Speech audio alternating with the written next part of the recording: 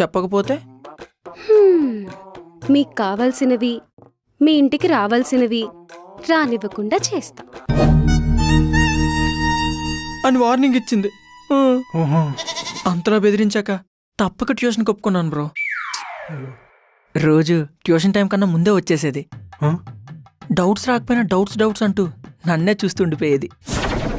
అలా మా ఇద్దరి మధ్యన ప్రేమ కొత్తగా చిగురించింది.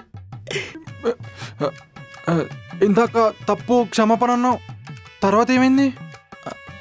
అంటే ఎంత నెక్స్ట్ లవర్ కదా బ్రో, ఫీలింగ్స్ వస్తున్నాయి. కొంచెం రిలాక్సే చెప్తానే. కొడదాం. నాకిప్పుడే పెళ్లి ఇష్టం లేదు. నేను ఇంకా చదువుకోవాలి, జాబ్ చేయాలి. నాకు ఇంకా చాలా డ్రీమ్స్ ఉన్నాయి. ఇప్పుడే పెళ్ళంటే ఐ కాంట్.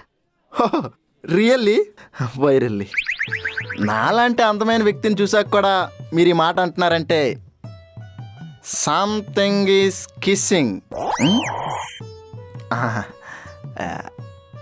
మీరు ఈ మాట చెప్పారు కాబట్టి నాకు ఆలోచించుకోవడానికి కొంచెం టైం కావాలి. ఎందుకంటే మీరు వద్దంటుంది నన్ను